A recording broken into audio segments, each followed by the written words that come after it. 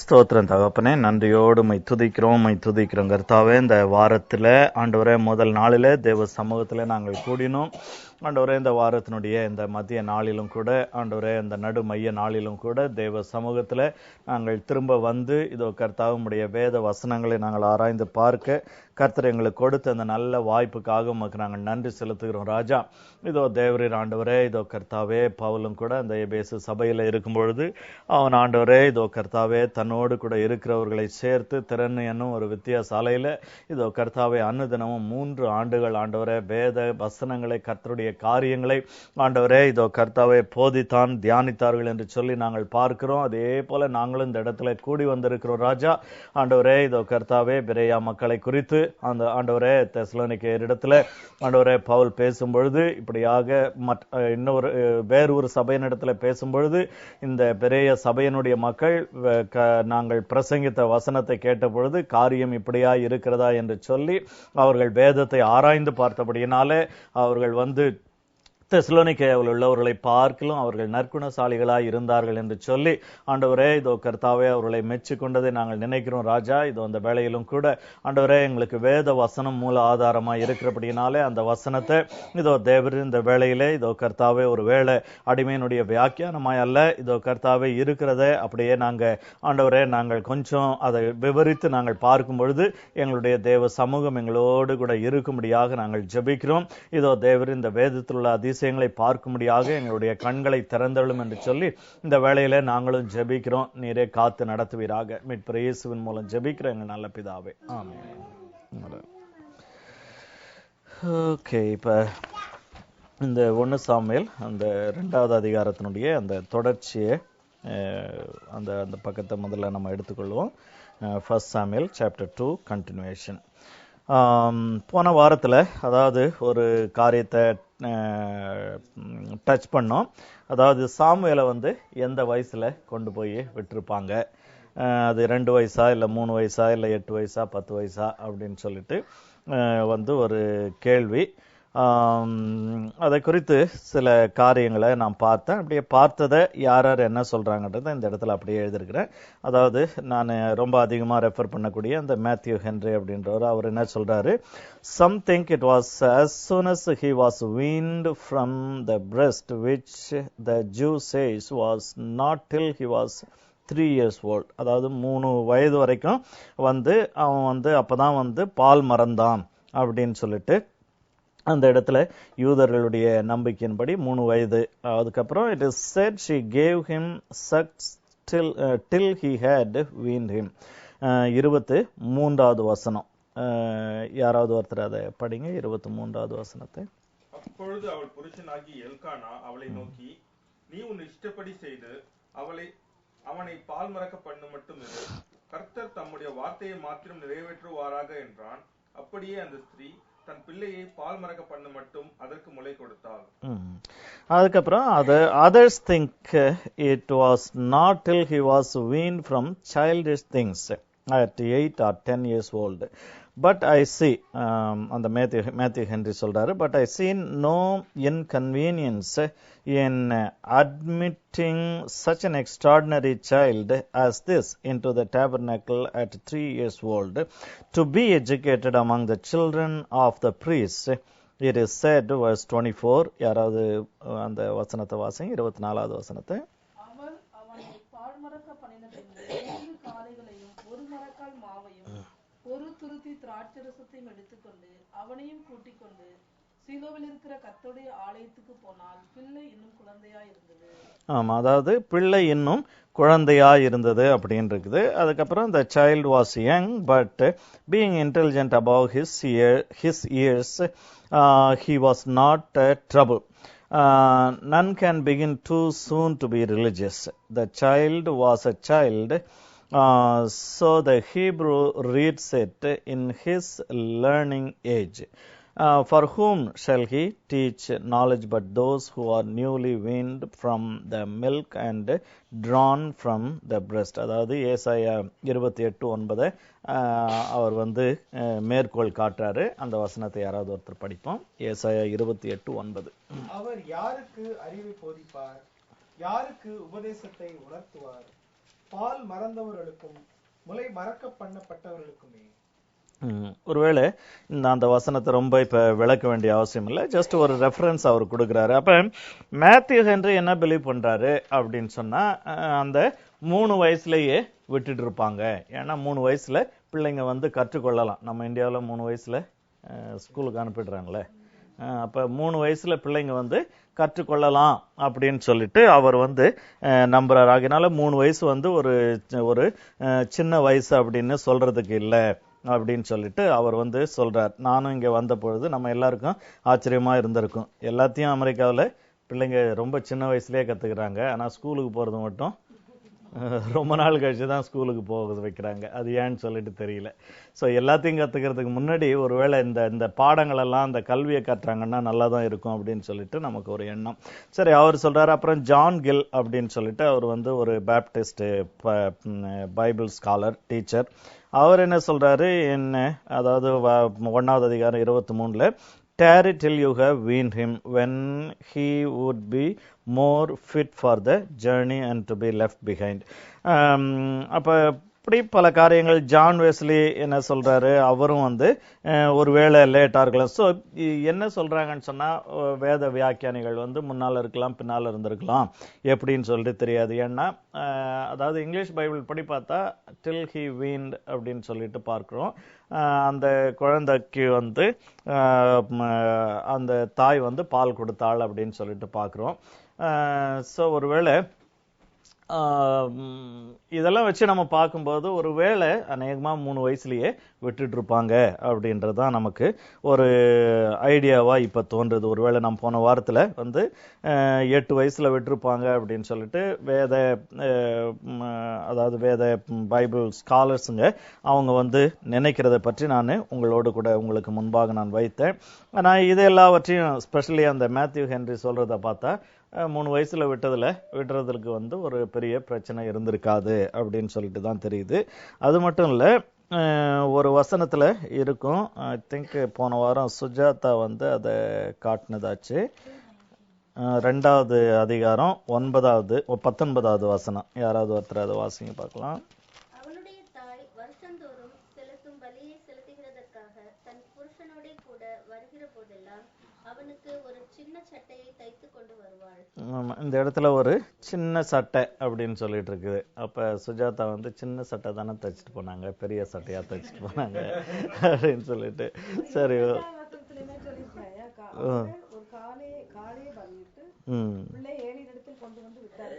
ஆமா, அதான் உடனே விட்ட மாதிரி இருக்கு. ஆகையினால அதாவது அது 8 வயசுல இல்ல 3 வயசுலயே கொண்டு போயிருக்கிறாங்க அப்படின்னு சொல்லிட்டு. ஏன்னா பிள்ளை பால் மறந்த உடனே கொண்டு போனாங்கன்ட்டு தமிழ்ல தெளிவா இருக்குது. இங்கிலீஷ்லயும் வந்து அந்த பிள்ளை வந்து பால் மறக்க மட்டும் அதுக்கு வந்து ஃபீட் பண்ணா அப்படின்னு சொல்லிட்டு இருக்குது. ஆகையினால அந்த 3 வயதுல அப்ப இதுல இருந்து நம்ம கற்றுக்கொள்ளக்கூடியது என்ன அப்படின்னு சொன்னா, அதாவது மேத்யூ ஹென்றி ரொம்ப அழகா அவரு சொல்லியிருக்கிறாரு. அதாவது இந்த 3 வயதுல இந்த சின்ன வயசுல நம்ம வந்து பிள்ளைகளுக்கு வந்து அந்த கற்றுக் கொடுக்கிறதை குறித்து அந்த இடத்துல அவர் வந்து ரொம்ப அழகா எழுதுறாரு. So none can begin too soon to be religious. அதாவது இத்தனை வயசு வரைக்கும் இவங்க பக்தி ஆகிறதுக்கு வெயிட் பண்ணும் அப்படின்னு சொல்லிட்டு கிடையாது. எவ்வளவு சீக்கிரம் பிள்ளைங்க வந்து கர்த்தரை அறிந்து கொள்றாங்களோ அவ்வளவு சீக்கிரம் பிள்ளைங்க கர்த்தரை அறிந்து கொள்வதற்கும் பிள்ளைங்களுக்கு கர்த்தரை பற்றி சொல்லி வளர்ப்பதற்கும் ஊட்டி வளர்ப்பதற்கும் நம்ம வந்து கவனத்தோட கூட நம்ம இருக்கணும். ஆகையினால நம்ம அந்த ஃபர்ஸ்ட் பேசேஜ் எல்லாம் விட்டுட்டு then let's come all the way after the middle of the page, the wickedness of Eli's son and Samuel's ministry. 11 இருந்து 26 வரைக்கும் நம்ம என்ன பார்க்கிறோம்னா, ஏலியினுடைய மகன்களுடைய துன்மார்க்கத்தனத்தை குறித்து நம்ம பார்க்கிறோம். அதுக்கப்புறம் சாமுவேலுடைய ஊழியம். அதாவது இதுல நம்ம இந்த அதிகாரத்துல நம்ம பார்க்க போறது என்னன்னு சொன்னா, ஒரு பக்கம் ஏலியினுடைய பிள்ளைகளுடைய ஒரு வீழ்ச்சியும், சாமுவேலினுடைய அந்த சிறுவனா இருந்தாலும் அவனுடைய ஆவிக்குரிய வளர்ச்சியும், அதாவது தேவனாலே தள்ளப்படுகிற 2 பிள்ளைகள், தேவனாலே உயர்த்தப்படுகிற ஒரு பிள்ளை. இதை வந்து இந்த அதிகாரத்துல நம்ம வந்து பரவலா நம்ம பார்க்கிறோம். So Eli shunned trouble and exertion. அதாவது ஏலி வந்து அவன் அந்த பிள்ளைகளை வந்து ஏன்னு சொன்னா கடைசியில ஆண்டவர் வந்து ஏலி கிட்ட தான் சொல்றார். அந்த பிள்ளைகளுடைய அக்கிரமத்தை பற்றி ஆண்டவர் சொன்னாலும் அது ஏலியினுடைய அக்கிரமத்தை போல பேசுறார். நம்ம கடைசியில அதை குறித்து நம்ம பார்க்க போகிறோம். ஆக அதாவது பிள்ளைகள் எந்த ஒரு காரியத்திற்கும் ஆண்டவர் வந்து பெற்றோரை வந்து கணக்கு கேட்கிற ஒரு தேவனா இருக்கிறார் அப்படின்னு சொல்லிட்டு பார்க்கிறோம். அது மட்டும் இல்ல, வளர்ந்த பையனை கூட, வளர்ந்து போனவங்களை கூட இந்த இடத்துல ஆண்டவர் வந்து அவ்வளோ பெரியவனுங்க, ஆனா அவனுங்களையும் ஆண்டவர் வந்து அவனுங்க நிமித்தமா ஏலிய வந்து ஆண்டவர் வந்து கடிந்து கொள்றார் அப்படின்னு சொல்லிட்டு பார்க்கிறோம். அதாவது ஓரளவுக்கு வளர்ந்துட்ட பிறகு நம்ம சொல்லி அவங்க எதையும் செய்ய போறாங்க, திருந்த போறாங்க அப்படின்ற ஒரு காரியம் இல்லை அப்படின்னு சொன்னாலும் கூட, ஒரு ஏலி அவன் ஒரு ஆசாரியனா இருக்கிறவன், அவன் வந்து தன்னுடைய மகன்களை அட்லீஸ்ட் அந்த ஆசாரிய பட்டத்துக்கு விலக்கியாவது வச்சிருந்திருக்கிறோம். நீங்க இந்த பக்கம் வரக்கூடாது, நீங்க ஒன்றும் செய்யக்கூடாது, நீங்க இந்த இடத்தை விட்டு போங்க, இந்த பகுதியை விட்டு நீங்க போங்க, இந்த இடத்துல இனி நீங்க வரக்கூடாதுனாவது அவன் வந்து செய்திருக்கணும். அவன் வந்து அதையும் செய்யவில்லை. ஆக இதுல நம்ம என்ன பார்க்கிறோம்னா, ஏலி வந்து அந்த பிள்ளைகளை வளர்ப்பதுல ஒரு ஒரு அதாவது அது வந்து ஒரு பெரிய வேலை. அது பிள்ளைகளை வளர்க்கிறது வந்து சாதாரணமான ஒரு காரியம் கிடையாது.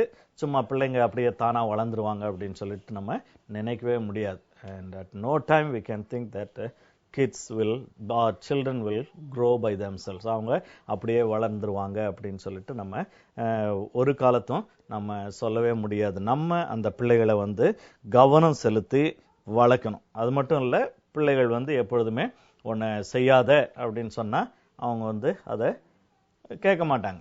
ஃபர்ஸ்ட் இன்ஸ்டன்ஸ்ல கேட்க மாட்டாங்க. இல்லை இதை செய்யி அப்படின்னு சொன்னா செய்ய மாட்டாங்க. அங்க போய் உக்காரு அப்படின்னு சொன்னா உட்கார மாட்டாங்க. இதுல பிரச்சனை என்ன அப்படின்னு சொன்னா, நம்ம வந்து உட்காருன்னு சொல்லாம இருந்து அவங்க உட்காராம இருந்துட்டாலே பிரச்சனை இல்லை. ஆனா நம்ம சொல்லி அந்த பிள்ளைங்க கீழ்ப்படியாம இருக்கக்கூடாது. It's not ego, but it's discipline. அதை வந்து அப்ப அந்த பிள்ளைகளுக்கு வந்து இன்னைக்கு நம்ம அதை செய்ய அப்படின்னு சொல்லி அந்த பிள்ளை, ஆனா நம்ம அதை சொல்றதுலயும் நம்ம ரீசனபிளா இருக்கணும். சும்மா பிள்ளைங்களை வந்து ஒரு நேக் பண்ற மாதிரி விரட்டிக்கிட்டே இருக்கக்கூடாது. அந்த காரியத்திலையும் நம்ம இருக்கக்கூடாது. அதுக்குதான் பிள்ளை வளர்க்கறதுக்கு தினந்தோறும் நம்ம ஆண்டவருடைய சமூகத்துல ஜெபிக்கணும். ஆண்டவரே, என்ன ஒரு நல்ல தகப்பனா, நல்ல ஒரு தாயா நான் எப்படி என் பிள்ளைய வளர்க்கணும். அந்த மனோவா போய் கேட்கிறான் பாருங்க, யாரை பத்தி கேட்கிறான், இந்த பிள்ளைய எப்படி வளர்க்கணும். அது மட்டும் இல்ல, அந்த தூதன் வந்து ஏற்கனவே மனோவா ஒய்ஃப் கிட்ட பேசிட்டு எல்லாம் போய் முடிச்சுட்டான். இருந்தாலும் இவன் கூப்பிட்டு மறுபடியும் அவர் வர சொல்லு அப்படின்னு சொல்லிட்டு அவரை எப்படியோ தூதனையே வரவழைச்சு, ஆண்டவரையே வரவழைச்சு, இந்த பிள்ளையை எப்படி வளர்க்கணும்னு எனக்கு நீங்க சொல்லி கொடுங்க அப்படின்னு சொல்லிட்டு அவன் வந்து கேட்கிறான். சரி, உங்ககிட்ட தான் சொன்னாங்க இல்ல ஆண்டவர், அதே மாதிரி வளர்த்துருவான் பிள்ளைய அப்படின்னு சொல்லிட்டு அவன் விட்டுறாதபடிக்கு, நானும் தகப்பன்ற முறையில எனக்கும் அந்த பொறுப்பு இருக்குன்னு சொல்லிட்டு திரும்ப ஆண்டவரிடத்துல இந்த பிள்ளைய எப்படி வளர்க்கணும் அப்படின்னு சொல்லிட்டு அவன் கேட்கிறவனாய் அவன் காணப்படுகிறானாக, இந்த பிள்ளையை வளர்ப்பதற்கு நம்ம அதிகமாய் நம்ம ஜெபிக்கணும். ஜெபித்து ஏதோ நம்முடைய அனுபவத்தின் அடிப்படையில் ஒரு பிள்ளையை வளர்த்துட்டோம், ரெண்டாவது பிள்ளையை வளர்த்துருவோம் அப்படின்னு நினைக்கவே முடியாது.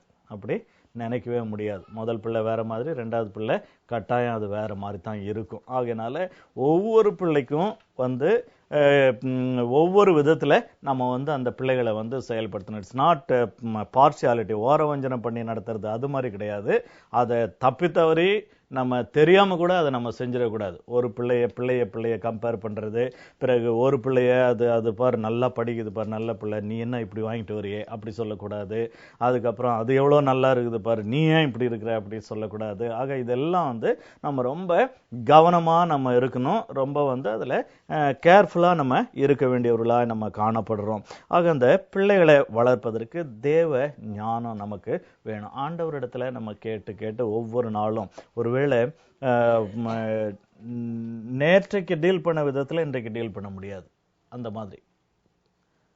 ஏன்னா நம்ம காரியத்திலே ஆண்டவர் வந்து ஒவ்வொரு நாளைக்கும் ஒரு புது கிருபையை தான் கொடுக்கிறார். நேற்றைய கிருபையை வச்சு இன்னைக்கு ஓட்டிக்கோ அப்படின்னு சொல்லிட்டு ஆண்டவர் வைக்கிறது இல்லை. அனுதினமும் அவருடைய கிருபை வந்து புதிதா இருக்கிறது. காரணம் என்னன்னு சொன்னா, நம்ம நேற்றைக்கு சந்தித்த காரியங்களை இன்றைக்கு சந்தித்தாலும் அதை வேற விதத்துல நம்ம வந்து அதை வந்து நம்ம டீல் பண்ண வேண்டியவர்களா நம்ம இருப்போம். எத்தனையோ ஒருவேளை நீங்க யோசித்து பார்த்தீங்கன்னு சொன்னா, சேம் இன்சிடென்ட் வி ஃபேஸ்ட். ஒரே காரியத்தை நம்ம ஃபேஸ் பண்ணியிருக்கிறோம். ஆனா அதை 2-3 நேரங்களில் ஃபேஸ் பண்ணியிருப்போம். ஒவ்வொரு நேரமும் அதை வித்தியாசமா நம்ம வந்து ஹேண்டில் பண்ண வேண்டியதா இருக்கும். ஆகையினால அது என்ன காரியமா இருந்தாலும் சரி அது மாதிரி தான். ஆகையினால இந்த பிள்ளை வளர்க்கிறதுல நம்ம வந்து ஒரு உறுதியா இருக்கணும். அந்த அந்த ஏலியினுடைய ஒரு பிரச்சனை என்னன்னு சொன்னா, மகன்கிட்ட பேசுறான்டே, என்னடா இப்படி செய்றீங்களே, ஒரு ஒரு ஒரு ஒரு ஆசாரிய பட்டத்துக்கு வந்த நீங்க இப்படி செய்யலாமா, நீங்க வந்து ஜனங்களை இப்படி பண்றீங்க, தேவனுக்கு விரோதமா இப்படி பண்றீங்க, இப்படி சொல்றான ஒழிய ஆனா அதை செய்யக்கூடாதுன்னு உறுதியாய் அவன் இடத்துல சொல்லி போராடணும். பிள்ளைகளோட கூட எவ்வளவு முடியுமோ அவ்வளவுக்கு நம்ம போராடுகிறவர்களாய் நம்ம காணப்பட வேண்டும். அதாவது பிள்ளைகள் அதிகமாய் வளர்ந்து வர வர அவங்க வந்து அவங்களிடத்துல நம்முடைய எண்ணங்களை வந்து புகுத்துவது ரொம்ப கஷ்டமா இருக்கும். அந்த நேரங்கள்ல நம்ம வந்து அந்த பிள்ளைகளோட போராடணும். அந்த பிள்ளைகளுக்காக ஆண்டவருடைய சமூகத்துல நம்ம போராடணும். ஆக இப்படிப்பட்ட காரியங்களை நம்ம செய்யணும். ஆக இந்த பிள்ளையை வளர்ப்பதில் இந்த ஏலி வந்து ஒரு ஒரு ஒரு ஒரு எக்ஸர்ஷன் அப்படின்னு சொன்னா ஒரு சிரத்தை செலுத்தி அது கொஞ்சம் பாடுபட்டு, அதாவது உடம்பு நோகாத பிள்ளை வளர்க்கிறதா அவன் வந்து பிள்ளையை வளர்த்துட்டான். அதுதான் அவனுடைய பிரச்சனை. அவனுக்கு பிள்ளை தன்னை மாதிரி ஆசாரியனா வரணும்னு ஆவல் இருந்துச்சு, தன்னை மாதிரி பக்தியில வரணும்னு ஆவல் இருந்துச்சு. அதுக்கு செய்ய வேண்டிய கடினமான காரியங்களை அவன் செய்யல. என்னன்னு சொன்னா அவன் சோம்பேறி. ஏன்னா அவர் பாவம். ஆனால் அஃப்கோர்ஸ் நம்ம அவரை பார்க்கறது வந்து 98வது வயசுல அவர் வந்து ஒரு சேர் மேலே தான் உட்காந்துருந்தாராம். எப்போ பார்த்தாலும் அந்த இடத்துல நம்ம பார்க்குறோம் அவர் ஆசனத்தில் உட்கார்ந்துருந்தார் அப்படின்னு சொல்லிட்டு. அவருக்கு பாவம் ஒருவேளை ஆசன பிரியராக இருந்தாரா என்னன்னு சொல்லிட்டு நமக்கு தெரியல. வீணா அவர் மேலே பழி சொல்ல வேண்டாம். ஆனால் பிரச்சனை என்னன்னா, அந்த பிள்ளைகளை வந்து ஒரு ஒரு ஒரு ஒரு ஒரு பாடுபட்டு அந்த பிள்ளைங்களை வளர்க்கணும் அப்படின்ற ஒரு எண்ணம் இல்லாத ஒரு மனுஷனாய் இருந்ததை நம்ம வந்து காண்கிறவர்களாய் நம்ம இருக்கிறோம். So this led him to indulge his children without using parental authority to restrain and correct them when young. அவங்க வந்து இதனால அந்த பிள்ளைகள் வந்து வாலிபர்களாய், அதுவும் நம்ம 21st செஞ்சுரியில் நம்ம பேசுறோம், வெஸ்டர்ன் வேர்ல்டில் பேசுறோம். பட் இது வந்து எத்தனை வருஷங்களுக்கு முன்னால, சில 1000 வருஷங்களுக்கு முன்னால நடந்தது. அந்த நாட்கள்லாம் வந்து ஒரு கூட்டு கொடுத்தனும். அப்பா சொன்னா பிள்ளை, அவன் வந்து அப்பா வந்து 90 வயசுனா அப்ப இந்த பிள்ளைங்களுக்கு பையன்களுக்கு எப்படியும் ஒரு 50 வயசாவது இருக்கணும். ஆக இந்த 40 வயசாவது இருக்கணும். ஆனா 90 வயசு அப்பா சொன்னா 40 வயசு பையன் கேட்கணுன்ற ஒரு கலாச்சாரம் உள்ள ஒரு தேசம். ஆனா அந்த தேசத்துல தகப்பனுக்கு கீழ்ப்படியாத பிள்ளைங்க இருந்தாங்கன்னா அது தகப்பனுடைய பலவீனம். அது தகப்பனுடைய பலவீனம். ஆக நம்முடைய பலவீனத்தினால பிள்ளைங்க வந்து நம்ம வந்து ரொம்ப ஈஸியா விட்டுடுவோம். 2 முறை சொல்லுவோம், அதுக்கப்புறம் சரி இதுகிட்ட நம்ம யார் மாரடிச்சுக்கிட்டு இருக்கிறது அப்படின்னு சொல்லிட்டு அந்த பிள்ளைய சரி அது என்னவாது பண்ணிட்டு போட்டோம், அதோட நம்ம விட்டுருவோம். அப்போ அந்த பிள்ளைக்கு ரெஜிஸ்டர் ஆகிடும். அப்பா 2 முறை சொன்னாங்க, இல்லை அம்மா 2 முறை சொன்னாங்க, நம்ம செய்யலை, அவங்க அதை பற்றி கண்டுக்கல, அடுத்த முறை 3 முறை சொன்னாலும் நம்ம வந்து செய்யாமல் விட்டால் பரவாயில்ல அப்படின்னு சொல்லிட்டு அந்த பிள்ளைங்க வந்து நினைச்சிருவாங்க. ஆக இதில் வந்து அதிக உங்களை வந்து அதாவது தூண்டி விடுறேன் அப்படின்னு சொல்லிட்டு நினைக்காதீங்க. பிள்ளைங்களை வந்து ஏதோ கஷ்டப்படுத்துங்க அப்படின்னு சொல்லிட்டு நாங்களும் 3 பிள்ளைங்களை வளர்த்துருக்கிறோம். பட் நம்ம எந்த அளவுக்கு வந்து ஒரு ஜென்டில் ப்ரெஷர்னு சொன்னா கட்டாயம் ப்ரெஷர், அதனுடைய ஒரு ப்ரெஷர் அவங்க வந்து ஃபீல் பண்ணுவாங்க. அந்த ஜென்டிலா அதை நம்ம கொடுக்கணும், அதை கொடுக்க வேண்டிய விதத்தில். அதனால தான் நான் திரும்ப திரும்ப சொல்றேன், ஒன்லி டிவைன் விஸ்டம் மட்டும்தான் நம்ம வந்து பிள்ளைகளை வளர்க்கறதுக்கு நமக்கு உதவுமே ஒழிய நம்ம தாத்தா பாட்டியோடைய அனுபவம், அப்பா அம்மாவுடைய அனுபவம், நம்முடைய அனுபவம், முதல் பிள்ளையோடைய அனுபவம் எதுவும் கிடையாது. முற்றிலுமா தேவனுடைய ஒரு ஞானம், தேவனுடைய ஞானம். நீங்க நான் அனுபவித்தபடினால நான் பேசுகிறேன். அதாவது ஜெஷூர் ஆகட்டும், ஜெய்சன் ஆகட்டும், ஜெனிஃபர் ஆகட்டும், அவனுக்கு 21 வயசு, ஜெனிஃபருக்கு 10 வயசு. நம்ம வார்த்தையில வல்லம் இருக்கணும், நம்ம சொல்ற வார்த்தையில வல்லம் இருக்கணும், பவர் இருக்கணும். அந்த பிள்ளைகள் இடத்துல ஒரே வார்த்தை தான், ஒரே விதம் தான், ஒரே சென்டென்ஸ் தான். அதை ஒரு நாள் ஜெபம் பண்ணி அந்த பிள்ளைகள் இடத்துல பேசும்போது அது ஒர்க் பண்ணும். அதே காரியம் சில நேரத்தில் வேத வசனத்தை கூட எடுத்து கிளைம் பண்ணுவோம். தகப்பனையும் தாயும் கனம் பண்ணுவாயாக அப்படின்னு இருக்குதே அப்படின்னு சொல்லிட்டு நம்ம சொல்லுவோம். ஆனா அதை ஜெபம் இல்லாதபடிக்கு நம்ம ஏதோ அந்த பிள்ளைகளை வந்து ஒரு அந்த நேரத்துக்கு நம்ம வழிக்கு கொண்டு வந்துட்டா போதும் அப்படின்னு சொல்லிட்டு எதையாவது பேசுறோம்னு சொன்னா அதுல பலன் இருக்காதாக. we should have power over our words when we speak to the children. அந்த பவர் வந்து நம்முடைய ஜெபத்தினால கிடைக்குது. ஆகையினால எந்த வார்த்தையை பிள்ளைகிட்ட பேசணும், எந்த வார்த்தையை நம்ம எந்த வார்த்தையை தேவ ஞானத்தோடு நம்ம பேசும்பொழுது அது அந்த பிள்ளைகளுடைய வாழ்க்கையில அது வந்து பிரயோஜனத்தை கொடுக்கிறதாய் அது காணப்படும். ஆக இங்க இடத்துல கடைசியில நம்ம பார்க்கிறோம், their offense was committed even in offering the sacrifices for sins. பாவத்துக்காக ஜனங்க வந்து என்ன செய்யறாங்க, பரிகாரம் செலுத்துவதற்காக வராங்க, சீரியஸா வராங்க, சின்சியரா வராங்க. ஆண்டவருடைய சமூகத்துல போய் ஐயோ நான் இந்த பாவம் செஞ்சுட்டேன் அப்படின்னு சொல்லிட்டு பலி செலுத்தும்படியாக, பாவ நிவாரண பலியாக பலி செலுத்தும்படியாக ஆட்டையும் மாட்டையும் ஜனங்க கொண்டு வந்து எவ்வளவு கஷ்டப்பட்டு ஒரு சின்சியர் ஹார்ட்டோட வந்து தேவ சமூகத்துல வந்து பலி செலுத்தணும்னு சொல்லிட்டு வராங்க.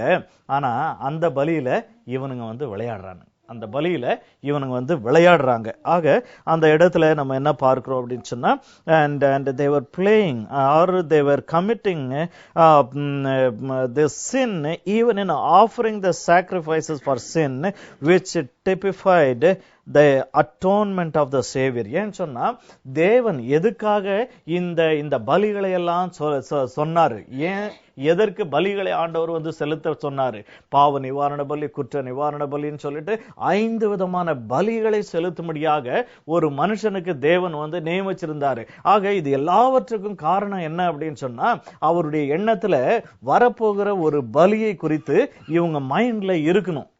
இந்த பலி ஃபெயில் ஆச்சு, இந்த பலி ஃபெயில் ஆச்சு, இந்த பலி ஃபெயில் ஆச்சு அப்படின்னு சொல்லிட்டு இவங்க நினைச்சு ஒரு நிரந்தர ஒரு பலிக்காக ஜனங்க தவிக்க வேண்டும், காத்திருக்க வேண்டும் என்பதற்காக வேதத்துல நம்ம பார்க்கிறது போல இந்த ஜனங்களை வந்து நியாய பிரமாணத்திற்கீழே தேவன் அடைத்து வைத்தாராம். எதுக்குன்னு சொன்னா, இந்த நியாய பிரமாணம் நமக்கு பிரயோஜனப்படவில்லை, இதற்கும் மேலான ஒன்று வர வேண்டும் என்பதற்காக ஜனங்களை வந்து ஒரு நோக்கத்தோட ஆண்டவர் வந்து ஏதேன் தோட்டத்திலேயே இயேசு கிறிஸ்துவை கீழே இறங்கி வா அப்படின்னு சொல்லிட்டு ஆட்டை வெட்டினதுக்கு பதிலாக இயேசுவை வெட்டிட்டு ஆண்டவர் அழகா அங்கேயே வேலையை முடிச்சிருந்திருக்கலாம். ஆனா அவர் வந்து ஜனங்கள் உணர வேண்டும், அவங்க வந்து என்னுடைய பாவத்திற்கு ஒரு பரிகாரம் வேண்டும் என்று சொல்லி ஜனங்கள் அறிய வேண்டும், உணர வேண்டும் என்பதற்காக நியாய பிரமாணத்துல அவர்களை சிறையாக்கி வைத்திருந்தார் அப்படின்னு சொல்லிட்டு நம்ம வேதத்துல காண்கிறோம். ஆக இந்த பலி செலுத்துவது என்னன்னு சொன்னா, இந்த இயேசு கிறிஸ்து அங்க படுக்கிற ஒவ்வொரு ஆட்டுக்குட்டியும் இயேசு கிறிஸ்துவுக்கு ஒப்பனையா இருக்கிறது. ஆக இந்த 2 பேர் என்ன பண்றானுங்க,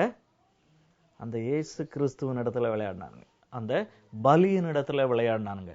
பாவ நிவிருத்திக்கான அந்த ஆட்டுக்குட்டியின் இடத்துல அவனுங்க வந்து விளையாடினவங்களாய் காணப்படுறாங்க. ஆகையினால இது வந்து ஏதோ கறி வாங்குற பிரச்சனை கிடையாது, கறி எடுத்துக்கிற பிரச்சனை கிடையாது.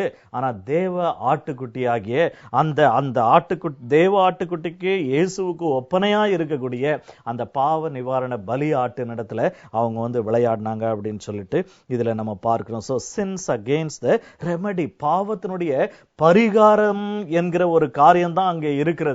அந்த பரிகாரத்தையே இவங்க பரிகாசமா அவங்க வந்து மாற்றி போட்டாங்கன்னு சொல்லிட்டு பார்க்கிறோம். ஆகையினால they played with the atonement itself, அதாவது அந்த பாவ நிவிர்த்தி செய்கிற அந்த காரியத்தோடு விளையாடினாங்க. So this is what most dangerous one. இதுதான் வந்து ரொம்ப கொடூரமான ஒரு தவறாயிருந்தது. So Eli's reproof was far too mild and gentle. Eli வந்து அவங்க கிட்ட சொன்னது வந்து ரொம்ப மைல்டா சொல்லி விட்டுட்டார். நானும் சொன்னேன், அவன் ஒன்னும் கேட்கல அப்படின்ற மாதிரி. ஒருவேளை எத்தனையோ காரியங்களை சொல்லலாம், நான் சொன்னேன் ஆனா அவன் கேட்கல, கீழ்ப்படியல அப்படின்ட்டு யாருக்கிட்ட சாக்கு போக்கு சொல்றதுக்காக ஏலி அவ்வளவு லைட்டா சொன்னார் அப்படின்னு சொல்லிட்டு தெரியல. ஆக இந்த இடத்துல நம்ம பார்க்கிறோம், அவன் வந்து ஒரு மைல்டு ஜென்டிலா அவன் வந்து பிள்ளைகளை வந்து ஹேண்டில் பண்ணிட்டான். So in general none are more abandoned than the degenerate children of godly persons when they break through restraints. அதாவது இந்த தேவனுடைய பிள்ளைகள், தேவனுக்காக ஊழியம் செய்யக்கூடிய ஆசாரியனுடைய பிள்ளைகள் வந்து இப்படி தேவனுக்கு விரோதமான காரியங்களை செய்யும் பொழுது அது மிகவும் கொடூரமான ஒன்றா இருக்கிறது. 11வது வசனத்தை இப்ப நம்ம அடுத்த 11வது வசனத்துக்குள்ள நம்ம கடந்து போவோம். 2:11. பின்பு எல்கானா ராமாவில் இருக்கிற தன் வீட்டுக்கு போனான். அந்த பிள்ளையோ ஆசாரியனாகிய ஏலிக்கு முன்பாக கர்த்தருக்கு பணிவிடை செய்து கொண்டிருந்தான். So the child ministered to the Lord before Eli the priest. அதாவது இந்த வசனத்துல ஏலிக்கு முன்பாக, அதாவது தேவனுக்கு முன்பாக என்ன செய்தானா, ஆசாரியனாகிய ஏலிக்கு முன்பாக கர்த்தருக்கு பணிவிடை செய்து கொண்டிருந்தான். முதல்ல அவனுடைய பணிவிடை நேரடியாய் அவன் செய்திடல, அந்த ஏலிக்கு அடங்கி ஏலியினுடைய கட்டுப்பாட்டுக்கு இருந்து அந்த ஏலி சொல்லுகிற காரியங்களை கேட்டு கீழ்ப்படிந்து அவன் என்ன செய்தானா, அங்க தேவனுக்கு அவன் பணிவிடை செய்து கொண்டிருந்தான் என்று சொல்லி அந்த இடத்துல நம்ம பார்க்கிறோம். அடுத்தது 12வது வசனத்தை யாராவது ஒருத்தர் வாசிங்க. ஏலியின் குமாரர் பேலியாளின் மக்களாய் இருந்தார்கள், அவர்கள் கர்த்தரை அறியவில்லை. அவர்கள் கர்த்தரை அறியவில்லை என்று சொல்லி நம்ம பார்க்கிறோம். கர்த்தரை அறியாத ஜனங்கள், கர்த்தரை அறிந்த ஜனங்கள் என்று சொல்லி நம்ம பார்க்கிறோம். ஆக கர்த்தரை அறியாதவன் எந்த விதமான துணிகரமான பாவங்களையும் செய்வான். ஆனால் இந்த ஏலியனுடைய பிள்ளைகளுக்கு கர்த்தரை அறியாமல் இருப்பதற்கு ஒரு காரணம் கிடையாது, அப்ப கர்த்தரை அறியலன்னு சொன்னா என்ன அர்த்தம்? ஏலி சொல்லியிருக்க மாட்டாரா, நம்ம கடவுள் யெகோவாடா, நம்ம அந்த யெகோவா தேவனுக்கு நம்ம வணங்குறோம். அது மட்டும் இல்ல, ஜனங்களுக்கும் யெகோவா தேவனுக்கும் நடுவுல நம்ம மத்தியஸ்தரா நம்ம இருக்கிறோம். ஜனங்களுடைய பலிகளை நம்ம என்ன செய்கிறோம்? தேவனுக்கு முன்பாக படைக்கிறோம். தேவன் சொல்லக்கூடியதை நம்ம மனுஷருக்கு முன்பாக நம்ம கொண்டு போகிறோம். ஆகையினால இப்படிப்பட்டவர்களாய் நம்ம இருக்கிறோம். கட்டாயமா சொல்லி இருந்திருப்பாங்க, அவங்களுக்கு எல்லாம் தெரியும், எல்லா காரியமும் தெரிந்தது. ஆனா வேதம் சொல்லுகிறது அவர்களோ தேவனை அறியவில்லை. they did not know the Lord அப்படின்னு சொன்னா என்ன அர்த்தம் சொன்னா, that means they did not obey or fear the Lord. தேவனுக்கு பயப்படவில்லை. who is he? அவர் யார்? அவர் யாருன்னு சொன்னா, அவரை பத்தி யாருன்னு தெரியாதவனா அவர் யாருன்னு கேட்பான். அங்க இருக்கிறாரு, அவர் யாருங்க? அது வேற. அது அறியணுன்ற ஒரு நோக்கத்தோட கேட்குறது. அவன் யாரு அப்படின்னு ரெண்டும் ஒண்ணுதான்.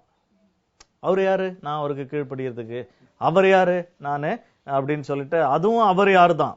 ஆனா அவர் யாரு அது வேற. அது in order to know that person.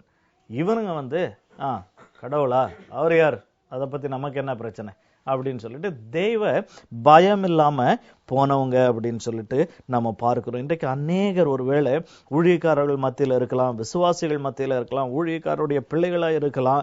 அநேக நேரத்துல நம்ம காண்கிறது என்னன்னு சொன்னா, இந்த பாஸ்டருங்க வீட்டுல வளரக்கூடிய பாஸ்டருடைய பிள்ளைகள் ஊழியக்காரங்களுடைய பிள்ளைகள், மேபி எவாஞ்சலிஸ்ட் பிள்ளைங்க, அவங்களுக்கு நம்ம தமிழ்ல ஒண்ணு சொல்லுவாங்க, ஒரு ஊர்ல துளிர் விட்டுருச்சுன்னுவாங்க, இன்னொரு ஊர்ல குளிர் விட்டுருச்சுன்னு சொல்லுவாங்க. எது விட்டுச்சோ அதுதான் விட்டுருக்கும், அது விட்டு இருக்கும். ஏன்னு சொன்னா இவங்களுக்கு எப்ப பார்த்தாலும் 24/7 பிரேயரு, இது தொழிலா போச்சு.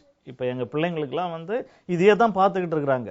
போன் எடுத்தா யாருக்காவது ஜெபம் பண்ணணும், போன் எடுத்தா யாரு கூடயாவது பேசணும், அப்புறம் நாங்க எங்க போறோமோ அங்க வரணும், ஜெபம் பண்ணணும், எல்லாம் இந்த ஜெபம் ஜெபம் ஜெபம் ஜெபம். இது இவங்களுக்கு ஒரு வினோதமானதுல ஒரு நாள்ல எத்தனை முறை கேட்டுக்கிட்டு இருக்கிறாங்க. ஆக இது அவங்களுக்கு ஒரு ஒரு ஒரு ஒரு அதாவது வாழ்க்கையா மாறிடல, வாழ்க்கையில இதெல்லாம் ஒரு சகஜமா மாறி போச்சு. ஆக ஒரு காரியம் வாழ்க்கையா மாறுறதுன்னு ஒண்ணு, வாழ்க்கையில இதெல்லாம் சகஜம் அப்படின்னு போறது ஒண்ணு. ஆக இவனுங்க அப்படி போனவனுங்க. பலியா ஒருவேளை சின்ன வயசுல போய் நின்று அவங்க அப்பாட்ட கேட்டிருப்பாங்க, அப்பா என்னப்பா ஒரு நாளைக்கு இத்தனை ஆடு அடிக்கிறீங்க, இத்தனை மாடு அடிக்கிறீங்க, என்னது எல்லாரும் ஆடுலாம் கொண்டு வராங்க, மாடுலாம் கொண்டு வராங்க, என்னது அப்படின்னு கேட்டிருந்திருப்பான். அப்ப ஏலி சொல்லியிருந்திருப்பாரு, இதெல்லாம் இப்படி இப்படிடா அப்படின்னு சொல்லிட்டு. ஆனா 1 வருஷம் பார்த்தானுங்க, 2 வருஷம் பார்த்தானுங்க, அப்பாவுக்கும் 92 வயசு ஆயிடுச்சு, இவனுங்களுக்கும் ஒருவேளை 50 வயசுக்கு மேல ஆயிடுச்சு. அடேப்பா இத்தனை வருஷமும் இந்த ஆட்டை வெட்டிட்டு தான் இருக்காங்க. அதனால இப்ப ஆடு வெட்டுறது மாடு வெட்டுறது இவனுங்களுக்கு ஆமா அது ஒண்ணும் இல்லை. அதனால அது எந்த தெய்வத்துக்கு வெட்டுறாங்களோ அந்த தெய்வமும் ஒண்ணும் இல்லாத போயிடுச்சு, அவங்களுக்கு அதை பற்றிய எண்ணம் ஒண்ணும் இல்லாத போயிடுச்சு. ஆக அந்த பயத்தை சொல்லி சொல்லி வளர்க்கணும். என்னுடைய பயமெல்லாம் அதுதான். என்னுடைய பிள்ளைகள் நான் ஊழியம் பண்றபடினால என்ன இது அப்பாவுக்கு தொழில், ஆகையினால அப்படி சொல்லிட்டு அவங்க போயிடக்கூடாது. ஆகையினால அந்த ஊழியன்றது 2வது தான், குடும்பம்ன்றது முதல். நான் இருக்கிற தேவ பக்தியே பிள்ளைகள் அதை விட அதிகமா பிள்ளைகள் அதுல வளர்கிறவர்களாய் நம்ம காணப்பட வேண்டும். ஆகையினால இன்றைக்கு அதுதான் ஏலியினுடைய அந்த பிள்ளைகளுடைய காரியங்களை போனது. அவங்க தேவனுக்கு பயப்படாதபடிக்கு, தேவனுக்கு கீழ்ப்படிய கூடாதபடிக்கு அவங்க போயிட்டாங்கன்னு சொல்லிட்டு பார்க்கிறோம். அடுத்தது 13-14 வசனங்களை வாசிப்போம். அந்த ஆசாரியர்கள் ஜனங்களை நடப்பித்த விதம் என்னவென்றால், எவனாகிலும் பலியை செலுத்தும் காலத்தில் இறைச்சி வேகும்போது ஆசாரியனுடைய வேலைக்காரன் 3 கூறுள்ள ஒரு ஆயுதத்தை தன் கையிலே பிடித்து வந்து அதனாலே கொப்பரையிலாவது பானையிலாவது சருவத்திலாவது சட்டியிலாவது குத்துவான். அந்த ஆயுதத்தில் வருகிறதையெல்லாம் ஆசாரியன் எடுத்துக்கொள்வான். அப்படி அங்கே சீலோவிலே வருகிற இஸ்ரவேலருக்கெல்லாம் செய்தார்கள். இது பிரச்சனை என்னன்னு சொன்னா, அந்த பலியை கொண்டு வந்தானே காசு செலவு பண்ணி, அவன் நின்றுட்டு இருக்கிறான் அங்கே.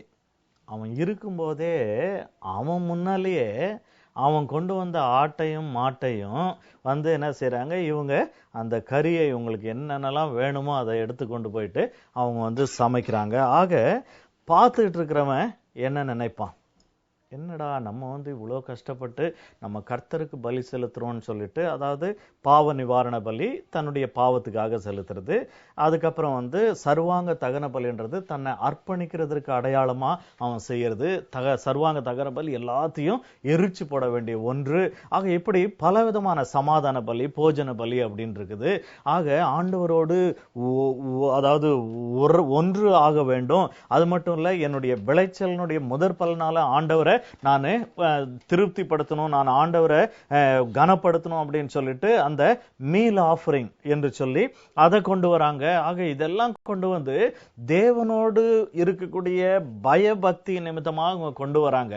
நான் கொண்டு போறேன் ஒரு சாதாரண ஒரு இஸ்ரவேலன். ஆனா ஆசாரியனுடைய மகனுங்க என்ன செய்யறானுங்க, அந்த நான் எடுத்துட்டு போற அந்த காணிக்கையில விளையாடுறானுங்க, நான் எடுத்துட்டு போகிற பலியில விளையாடுறாங்க. ஆக அதுதான் அந்த இடத்துல நம்ம பார்க்கிறோம். ஆக இந்த இடத்துல it was allowed by God. ஆனா இதுல என்ன பார்க்கிறோம் அப்படின்னு சொன்னா, இது இவங்க எடுத்து சாப்பிடுறது பிரச்சனை கிடையாது, ஆனா எப்ப எடுத்து சாப்பிடுறாங்கன்றதான் பிரச்சனை.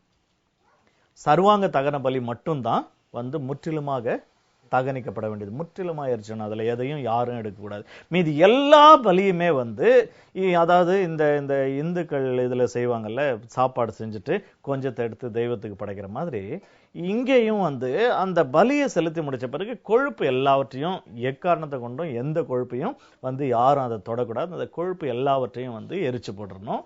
மீதி இருக்கிறதுல கொஞ்சத்தை மட்டும் ஆண்டவருடைய சமூகத்துக்கு முன்பாக கொண்டு போயிட்டு, மீதி இருக்கிறது எல்லாமே இவனுங்களுக்கு தான், எல்லாமே இவனுங்களுக்கு தான். ஆனா இவனுங்களுக்கு அது பொறுக்கல. காரணம் என்னன்னு சொன்னா, அதை வந்து கொஞ்சம் சமைக்க ஆரம்பிச்சிருவாங்க, அதை கொப்பரையில போட்டு அதை வேக வைக்க ஆரம்பிச்சிருவாங்க. அப்படி இவனுங்களுக்கு அது பிடிக்காது.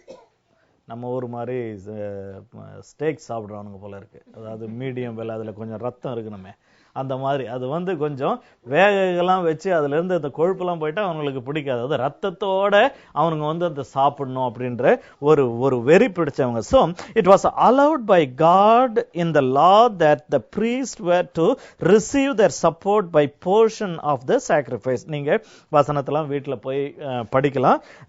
அதாவது உபாகமம் 18:3 இருக்கு, லேவியராகமம் 7:31-32 அதுக்குரிய ரெஃபரன்ஸ்லாம் இருக்கு. But Eli's sons did not have any regards to the rules as to when and how they can have their share. எந்த நேரத்துல அவனுங்க ஷேரை போய் எடுக்கலாம் அப்படின்றதுக்கு அதுக்கு ஒரு விதிமுறை இருக்கு. அந்த விதிமுறையை அவங்களுக்கு வந்து மதிக்க அவங்களுக்கு விருப்பம் இல்லை. இந்தியாவில் இருக்கும்போது பல வருஷத்துக்கு முன்னாடி, சம் 87லயோ 88லயோ ஒரு பெரிய பாஸ்டர்ஸ் கான்ஃபரன்ஸ், அதுக்கு போனோம். அதுக்கு போனதையும் அங்கே சாப்பாடு லஞ்சு எல்லாம் வந்து லைனில் நிற்கணும். லைனில் நின்னா அவங்க சாப்பாடு சர்வ் பண்ணுவாங்க. அப்போ ஒரு ஒரு ஒரு ஒரு கல்யாணம் புதுசாக அப்போ தான் கல்யாணமாக இருக்கும்னு நினைக்கிறேன். ஒரு 2 வயசு, ஒரு 30 வயசு மதிக்கத்தக்க ஒரு சகோதரி வந்து அந்த லைனெல்லாம் பொருட்படுத்தாமல் நேராக போய் அவர்கிட்ட, சாப்பாடு போடுறவர்கிட்ட பிளேட்டு நீட்டினதையும் அவர் வந்து கராரான ஆளாட்டங்குது.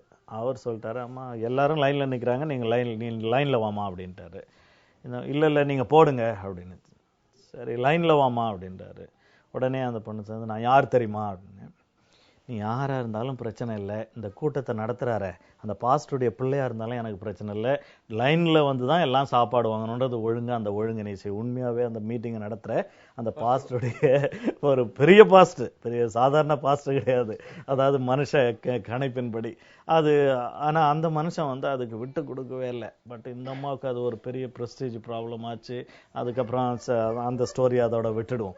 என்னத்துக்கு சொல்ல வரேன்னு சொன்னா, அந்த அந்த அந்த அந்த வரைமுறைக்கு தன்னை கீழ்ப்படுத்த இவங்களால முடியல. ஆகையினால அது பரவாயில்ல, நான் தான் வந்து எங்க அப்பா தான் வந்து ஹை பிரைஸ்டா இருக்கிறாரு, எங்க அப்பா தான் வந்து இந்த இந்த சர்ச்சுக்கு பிஷப், ஆகையினால நான் போய் எது வேணாலும் செய்யலாம், எப்ப வேணாலும் எடுத்துக்கலாம், நான் வந்து காக்கணும்னு அவசியம் இல்லை. அதுதான் வந்து இவர்களுடைய ஒரு எண்ணம். ஆனா பிரச்சனை என்னன்னு சொன்னா, தெய்வ நியமனம் இந்தந்த நேரத்துல இது நடக்கணும் அப்படின்னு சொல்லிட்டு அந்த தெய்வ நியமனத்தை மாற்றி இவங்க வந்து அந்த காரியத்தை செய்து கொண்டிருந்தாங்கன்னு சொல்லிட்டு பார்க்கிறோம். 15-16 யாராவது ஒருத்தர் வாசிங்க. கொழுப்பை தகனிக்கிறதற்கு முன்னும் ஆசாரியனுடைய வேலைக்காரன் வந்து பலியிடுகிற மனுஷனை நோக்கி, ஆசாரியனுக்கு பொரிக்கும்படி இறைச்சி கொடு, பச்சை இறைச்சியே அல்லாமல் அவித்ததை உன் கையிலே வாங்குகிறதில்லை. இவர் சட்டம் பாருங்க, பச்சை இறைச்சியே அல்லாமல் அவித்ததை உங்க கையில நாங்க வாங்குகிறதில்லை அப்படின்னு சொல்லிட்டு சொல்றாங்க. அதுக்கப்புறம் அடுத்த வருஷம் அந்த மனுஷன் இன்று செய்ய வேண்டியபடி முதலாவது கொழுப்பை தகழித்து விடட்டும், பிற்பாடு உன் மன விருப்பத்தின்படி எடுத்துக்கொள் என்று சொன்னாலும் அவன் அப்படி அல்ல, இப்பொழுதே கொடு, இல்லாவிட்டால் பலவந்தமா எடுத்துக்கொள்ளுவேன் என்பான். அது பாருங்க, இந்த ஆசாரியங்களும் சரி, இவரு பிஷப்புடைய மகனுங்க கேக்குறாங்க அப்படின்னு சொல்லிட்டு, சரிப்பா அப்படியே இருந்தாலும் நீ அவிக்காமலே உனக்கு கொடுத்துடுறோம், ஆனா ஒண்ணு தகனிக்க வேண்டிய கொழுப்பை தகனிச்சிடுறோம், கொஞ்சம் அதுக்கு மட்டும் வெயிட் பண்ணு, நாங்க அடுத்தது கொஞ்சம் ரிலாக்ஸ் பண்ணி நீ கேட்குற மாதிரியே பச்சைக்கறி நாங்க கொடுத்துடுறோம். அதுக்கும் ஒருத்தர் இப்பவே கொடு, இப்பவே எனக்கு கொடு அப்படின்னு சொல்லிட்டு அவங்க அங்க நின்னதாக நம்ம பார்க்கிறோம். ஆக so the fat must be removed fully and burnt as a burnt offering to the Lord. அது வந்து நம்ம யாத்ராமம் 29:13, லேவியராகமம் 3:3-5 வரைக்கும் அதெல்லாம் நம்ம பார்க்கிறோம். But the servants of Eli's sons would not wait and would take it by force. This can be called as robbing God. தேவனை வந்து இவங்க வந்து கொள்ளையடிக்கிறாங்க, தேவனை வந்து கொள்ளையடிக்கிறதாய் அவங்க வந்து இருக்கிறாங்க அப்படின்னு சொல்லிட்டு நம்ம அந்த இடத்துல பார்க்கிறோம். ஆக இது எல்லாம் தேவனுடைய பார்வையில அது வந்து ஒரு வேதனைக்குரிய ஒரு காரியமாய் இருந்தது என்று சொல்லி நம்ம பார்க்கிறோம். 17வது வசனத்தை யாராவது ஒருத்தர் வாசிப்போம். ஆதலால் அந்த வாலிபரின் பாவம் கர்த்தருடைய சந்நிதியில் மிகவும் பெரிதா இருந்தது, மனுஷர் கர்த்தரின் காணிக்கையை வெறுப்பாய் எண்ணினார்கள். இங்க என்ன பார்க்கிறோம்னு சொன்னா, the sins of the young men was very great before the Lord. ஆண்டவருக்கு முன்பாக இந்த பாவம் வந்து எக்காரணத்தை கொண்டும் இத வந்து நம்ம அப்படியே கண்டுக்காம இருந்துடலாம், இல்ல மூடி போடலாம். தாவீது சொல்றானே, எவனுடைய அக்கிரமங்கள் வந்து அதாவது கர்த்தர் எண்ணாது இருக்கிறாரோ, எவனுடைய பாவத்தை கர்த்தர் மூடி போடுகிறாரோ அவன் பாக்கியவான்.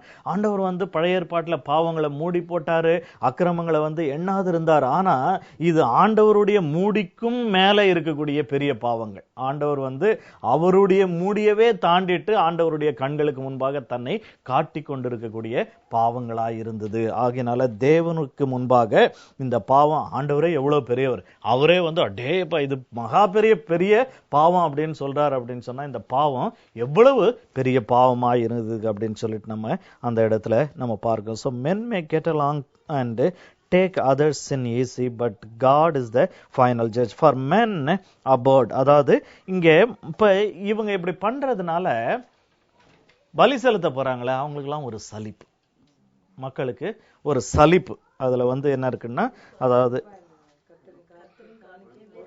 ஆமா கர்த்தருடைய காணிக்கை பலி செலுத்த போகணுமா, அதை நினைச்சாலே எனக்கு மனசு கஷ்டமா இருக்கு. அந்த பிஷப் பிள்ளைங்க, அவங்க வேலைக்காரனுங்க, அடியாளுங்கெல்லாம் வச்சுக்கிட்டு நம்மளை இப்படி பண்றாங்க. நம்ம பயபக்தியா ஆண்டவர் கொடுக்குறோன்னு கொண்டு போய் கொடுக்குறோம், ஆனா அதை இவனுங்க இப்படி வந்து அதுல வந்து நம்முடைய கண்ணுக்கு முன்னாலேயே நம்ம துஷ்பிரயோகம் பண்றாங்க. நம்ம போயிட்ட பிறகு துஷ்பிரயோகம் பண்ணாலாவது பிரச்சனை இல்லை, கண்ணுக்கு முன்னாலேயே அதை வந்து துஷ்பிரயோகம் பண்றாங்க. ஆகையினால காணிக்கை கொடுக்கணும், ஆஃபரிங் அதாவது சாக்ரிஃபைஸ் கொடுக்கணும் அப்படின்னு சொன்னா மக்களுக்கு வந்து ஒரு வெறுப்பு, மக்களுக்கு ஒரு வெறுப்பா இருந்ததுன்னு சொல்லி பார்க்கிறோம். people despised and they disrespected or they dishonest and they made fun, they desecrated the offering of the Lord. அதை கொடுக்கணும் அப்படின்ற ஒரு, அதாவது இதுல வந்து ரெண்டு அர்த்தம் இருக்குது. ஒன்று வந்து இவர்கள் செய்தது அந்த காணிக்கைகளை வந்து அவமதிச்சாங்க, அதே நேரத்துல அங்க கொடுக்க வருகிறவர்களுக்கும் ஒரு சலிப்பானது என்று சொல்லி நம்ம பார்க்கிறோம். ஆனா அதே நேரத்துல இந்த எல்கானாவை பார்க்கிறோம்.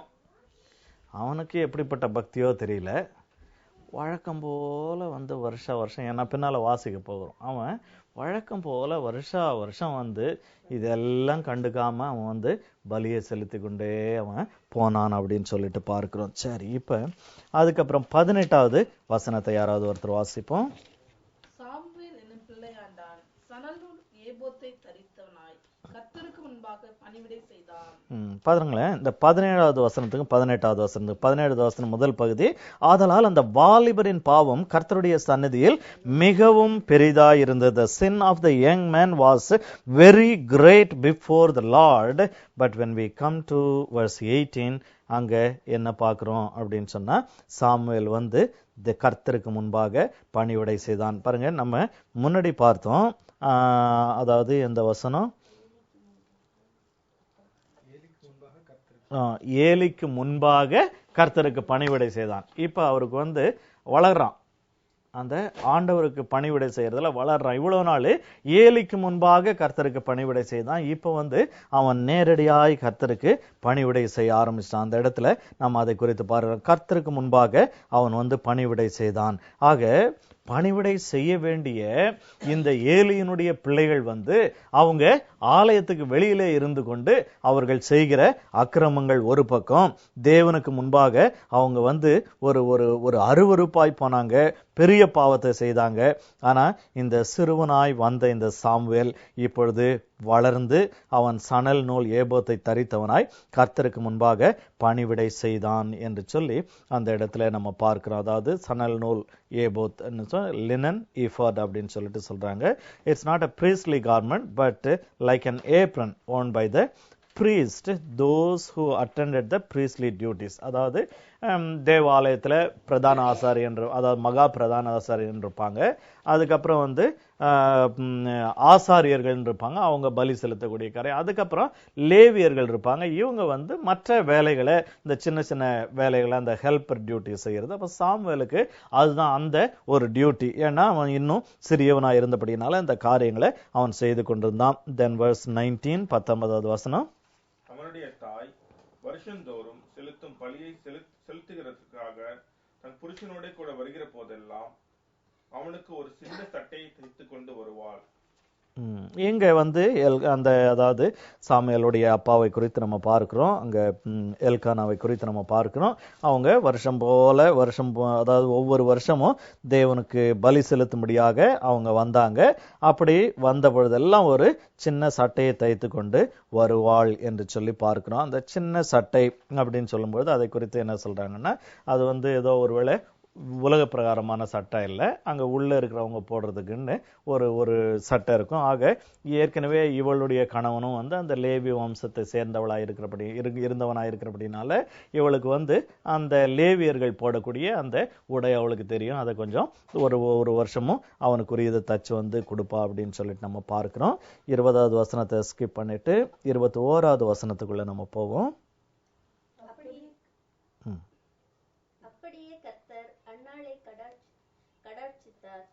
அவள் கர்ப்பம் தரித்து 3 குமாரரையும் 2 குமாரத்திகளையும் பெற்றாள். சாமுவேல் என்னும் பிள்ளையாண்டான் கர்த்தருடைய சன்னதியில் வளர்ந்தான். அப்படியே கர்த்தர் அன்னாளை கடாட்சித்தார். ஆங்கிலத்துல அந்த லார்ட் விசிட்டட் ஹேனா அப்படின்ட்டு ஆண்டவர் வந்து அவளை வந்து சந்தித்து அவளுக்கு தேவையானதை அவர் செய்தார்னு சொல்லிட்டு பார்க்கிறோம். அதுக்கப்புறம் எத்தனை பிள்ளை பெற்றா சாமுவேலுக்கு பிறகு?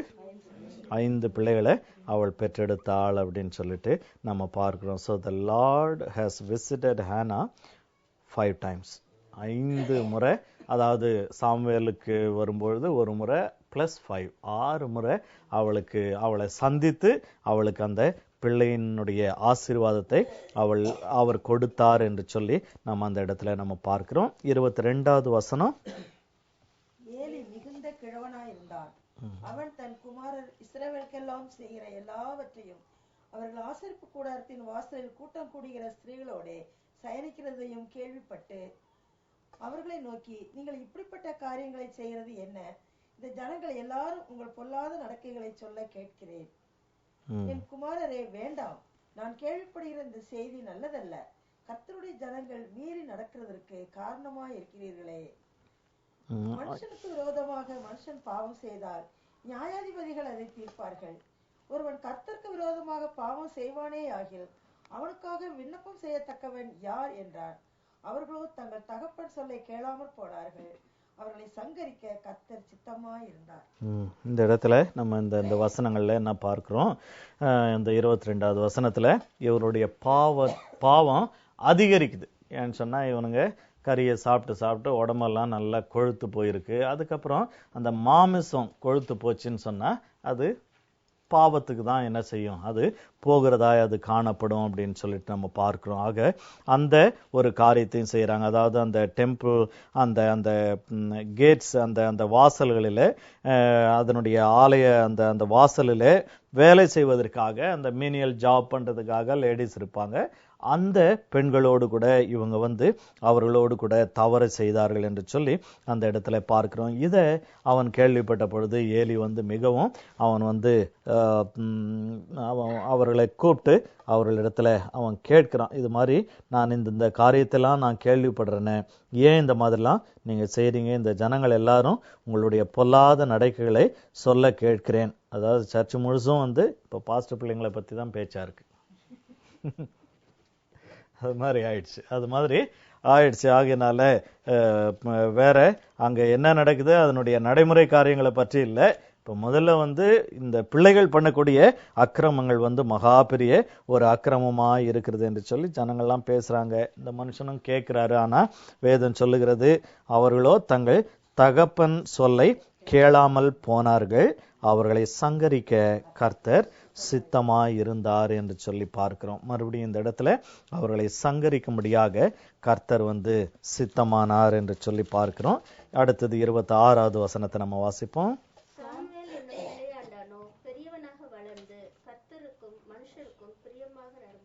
பாருங்க, இந்த 17-18 நம்ம பார்த்தோம். 17 இவங்களுடைய பாவம் தேவனுக்கு முன்பாக பெருசா இருந்தது.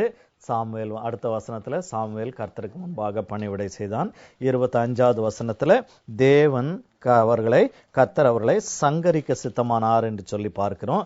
உடனே அடுத்த வசனத்துல அதனுடைய கான்ட்ராஸ்ட பார்க்கிறோம். சாமுவேலை ஆண்டவர் பிள்ளையாண்டானோ பெரியவனாக வளர்ந்து கர்த்தருக்கும் மனுஷனுக்கும் பிரியமாக நடந்து கொண்டான். அப்ப என்ன பார்க்கிறோம் அப்படின்னு சொன்னா, கர்த்தருடைய ஊழியம், கர்த்தருடைய காரியங்கள் என்று சொல்லி வரும்பொழுது, ஒருவேளை அதை எடுத்து நடத்துகிறவர்கள், நடத்த வேண்டியவர்கள் அக்கிரம செயல்களை செய்து கொண்டிருக்கும் பொழுது, கர்த்தர் அடுத்த பக்கத்துல இவர்களுக்காக ஒரு ஒரு ஒரு ஒரு ஒரு ஒரு அழிவினுடைய ஒரு திட்டத்தை, அழிக்க முடியாத ஒரு திட்டத்தை ஆண்டவர் போட்டுக்கொண்டு இன்னொரு பக்கத்துல என்ன செய்யறாரு, அடுத்தபடியாக ஒரு உண்மை ஊழியனை கர்த்தர் கட்டாயம் அவர் எழுப்பி கொண்டே இருப்பார். ஆக இது தேவனுடைய ஊழியம். தேவன் அந்த ஊழியத்தை அப்படியே ஒன்றும் இல்லாமல் அவர் விட்டுட மாட்டார். ஆகையினால இந்த ஒரு பேலன்ஸை நம்ம புரிந்து கொள்ள வேண்டும். நமக்கு ஒருவேளை கஷ்டமா இருக்கும் அந்த இடத்துல, ஒருவேளை எல்லாரும் எழும்பி, இஸ்ரவேல் ஜனங்கள் எல்லாம் எழும்பி இந்த 2 பேரை கொன்னு போட்டிருக்க ஒரு ஒரு ஒரு ஒரு ரொம்ப நேரம் எடுத்திருந்திருக்காது. ஆனால் தேவன் அவர்களை அடிப்பார். தேவன் அவர்களை அடித்தார். அதாவது நாங்க வேதாகம கல்லூரியில படிக்கும் பொழுது 2வது வருஷத்துல எந்த சபை அதெல்லாம் சொல்லல. நானே 2வது வருஷத்துல ஒரு கொடூரமான ஒரு ஒரு ஒரு பிரச்சனையினால நாங்கள்லாம் பாதிக்கப்பட்டோம். ஒரு 10 பேர் அப்படி பாதிக்கப்பட்ட பொழுது, அப்ப எனக்கெல்லாம் என்ன 21 வயது இருக்கும். ஆமா, 21 வயது இருக்கும். நல்ல அப்பதானே எல்லாம் முடிச்சுட்டு வந்திருக்கிறோம். இங்கே வேதாகம கல்லூரிக்கு வந்திருக்கிறோம். நல்ல அதாவது ரத்தம் கொதிக்கக்கூடிய ஒரு காலம், வயசு. எல்லாரும் சேர்ந்து கிளாஸுக்கு போகாத விட்டோம். பைபிள் காலேஜில் கிளாஸுக்கு போகாத விட்டோம். அப்பவும் அவங்க அந்த அந்த ஒரு அந்த கொடிய தீமையை அவங்க நிறுத்தலை. அதுக்கு பதிலாக வந்து ரெட்டத்தனையாக பனிஷ்மெண்ட் கொடுக்க ஆரம்பித்தாங்க. அதுக்கப்புறம் நாங்கள் எல்லாரும் கூடி ஒரு 10 பேர் கூடி நாங்கள் அந்த பாதிக்கப்பட்டவங்கெல்லாம் கூடி ஒரு தீர்மானம் பண்ணோம். வந்து இந்த இந்த இடத்துக்கு முன்னால் இங்கே நடக்கக்கூடிய இந்த அநீதியை சொல்லி நம்ம வந்து ஒரு உண்ணாவிரதம் போடலாம், தப்பாக நினச்சிக்காதீங்க, என்ன உண்ணாவிரதம் போடலான்னு முடிவு பண்ணோம். அப்போ வந்து எங்களுக்கு ஒரு அதாவது யூரோப்லேருந்து யூகேலேருந்து ஒரு ப்ரொஃபஸர் லேடி ஒருத்தவங்க இருந்தாங்க. அவங்க வந்து ரொம்ப நீதியாக நமக்கு சொல்லுவாங்க, நல்ல காட்லி லேடி, மெஷல்டன் அப்படின்னு சொல்லிட்டு. ஸோ எங்களுக்கு வந்து எங்களுடைய நேரங்களில் அவங்களிடத்துல போயிட்டு கவுன்சிலிங்க்கு போவோம். பல காரியங்கள், என்னுடைய ஊழியத்தை வந்து பைபிள் காலேஜ் முடித்த பிறகும் திசை திருப்பினது அவங்க. அந்த குறிப்பிட்ட வருஷத்தில் அவங்களிடத்துல அப்புறம் நாங்கள் எல்லாம் போனோம். நாங்கள் இது மாதிரி யோசிச்சிருக்கோம். ஏன்னா அவங்களுக்கு தெரியாமல் நாங்கள் அவங்ககிட்ட சொல்லாமல் நாங்கள் எதையும் செய்ய மாட்டோம். அவங்க ஆரம்பத்திலே சொல்லிட்டு இருந்தாங்க. அதுக்கப்புறம் அவங்க சொன்ன ஒரு காரியம் என்ன அப்படின்னு சொன்னால், ஒன்று வந்து இது வந்து புறஜாதியார் மத்தியில் ஆண்டவருடைய நாமம் தூஷிக்கப்பட இடம் கொடுப்பீங்க. நீங்கள் செஞ்சாலும் அவங்களுக்கு வந்து மைனாரிட்டி லான்னு ஒன்று இருக்குது. இதில் கவர்மெண்ட்டோ கோர்ட்டோ தலையிடவே முடியாது. இந்தியாவில் வந்து அந்த மைனாரிட்டி லா வச்சுட்டு தான் எல்லா அக்கிரமும் நடைபெறுது. இதை கவர்மெண்ட்டே ஒன்றும் பண்ண முடியாது, கோர்ட்டே ஒன்றும் பண்ண முடியாது. ஆகையினால நீங்களும் ஒன்றும் பண்ண முடியாது. அப்போ பார்க்குறாங்க இதை கிறிஸ்தவனுங்க அப்படின்னு சொல்லுவாங்க. அப்போ கிறிஸ்தவனுடைய நாமம் தூஷிக்கப்படும். அதுக்கப்புறம் இன்னொன்று என்னன்னு சொன்னால், ஆண்டவருடைய கையே பெரிய கை, உங்கள் கையே சின்ன கை. ஆண்டவர் அடித்தா, ஆண்டவர் கொடுத்தாலும் நிறைய கொடுப்பாரு, அடித்தாலும் அவருடைய கையே பெரிய கை, அடி பெருசாக இருக்கும். நீங்கள் உங்கள் கையில் அடிச்சிங்கன்னு சொன்னால் அது அவங்களுக்கு கொஞ்சம் ஏதோ சொரிஞ்சு கொடுத்த மாதிரி இருக்கும், தடவி கொடுத்த மாதிரி தான் இருக்கும். ஆகையினால நீங்கள் ஆண்டவருடைய கரத்தில் விட்டுருங்க. ஆண்டவர் வந்து எல்லாவற்றையும் அவர் பார்த்து கொண்டிருக்கிறார். நிறைய காரியங்களை சொல்லி எங்களை வந்து அந்த அந்த அந்த வாலிபத்தில் எங்களை வந்து ஸ்லோ டவுன் பண்ணி, நீங்கள் கர்த்தருக்கு முன்பாக உங்களுக்கு இருக்கக்கூடிய காரியத்தை நீங்கள் பாருங்கள். இந்த பைபிள் காலேஜில் கண்டினியூ பண்ண முடியும்னா பண்ணுங்கள், முடியாது அப்படின்னு நீங்கள் நினச்சிங்கன்னா போராடாமல் நீங்கள் போங்க. கர்த்தர் நீங்கள் போகிற இடத்துல உங்களை நடத்துவார். அதே போல் அந்த 2 வருஷம் முடிஞ்சதையும் வேறு பைபிள் காலேஜ் போனோம். அந்த பைபிள் காலேஜில் போன பொழுது நான் இப்பொழுது இங்கே ஊழியம் செய்யக்கூடிய அதே சபையை அங்கே காணும்படியாக சந்திக்கும்படியாக அந்த 2வது பைபிள் காலேஜில் தான் ஆண்டவர் அந்த லிங்கை ஏற்படுத்தினார். அதன் மூலமாக இப்போ இதெல்லாம் பார்க்கும் பொழுது அந்த ஆண்டவருடைய திட்டத்துக்கு நம்ம கீழ்ப்படியும் பொழுது கர்த்தர் நம்மை எடுத்து அவர் உபயோகப்படுத்துகிறார். மீதி காரியங்கள் என்னன்னு சொல்லிட்டு நமக்கு தெரியவில்லை. ஆக இந்த 2 வசனங்களின் படி பார்க்கும்போது, ஒரு பக்கம் தேவன் கட்டாயமா அவர் வந்து பாவங்களை காணாத ஒரு தேவன் அல்ல, பாவங்களை பாராதவர் போல் இருக்கிற ஒரு தேவன் அல்ல. விசேஷமாக தன்னுடைய திட்டம், தன்னுடைய ராஜ்யம், தன்னுடைய காரியங்கள், அவருடைய காரியங்கள் என்று சொல்லி வரும்பொழுது யாரும் அதை போய் தொட்டாங்க அப்படின்னு சொன்னா பிரச்சனை என்னன்னு சொன்னா நம்ம இமினண்டா எதிர்பார்க்கிறோம். ஆனா ஆண்டவர் வந்து நம்ம தமிழ்ல சொல்லுவாங்க, அரசன் அன்று கொள்வான், தெய்வம் நின்று கொள்ளும் அப்படின்வாங்க. அது ஒருவேளை பைபிள்ல இல்லாத ஒரு காரியம் தான். ஆனா கர்த்தர் வந்து நீடிய பொறுமையா இருந்து என்ன செய்கிறார், சான்ஸ் கொடுக்கிறார், நிறைய சான்ஸ் கொடுக்கிறார். அதுதான் நம்ம பார்க்கிறோம். ஆகையினால அந்த ஒரு காரியத்தை நம்ம இதுல நம்ம பார்க்கிறோம். அந்த 25ல அவர்களை வந்து சங்கரிக்கும்படியாக ஆண்டவர் வந்து சித்தம் கொண்டார்.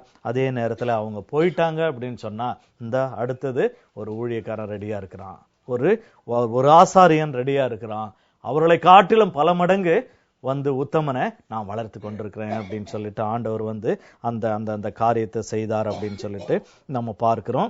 அதுக்கப்புறம் அந்த 27வது வசனத்திலிருந்து நம்ம பார்க்கிறது என்னன்னு சொன்னா, அந்த அதிகாரம் முடிகிற வரைக்கும் ஒரு தீர்க்க தரிசனம். இந்த எலியாவுக்கும் ஏலிக்கும் ஏலியனுடைய பிள்ளைகளுக்கும் விரோதமான ஒரு தீர்க்க தரிசனத்தை ஆண்டவர் வந்து சொல்றார் அப்படின்னு சொல்லிட்டு பார்க்கிறோம். 27வது வசனத்தை யாராவது ஒருத்தர் வாசிங்க.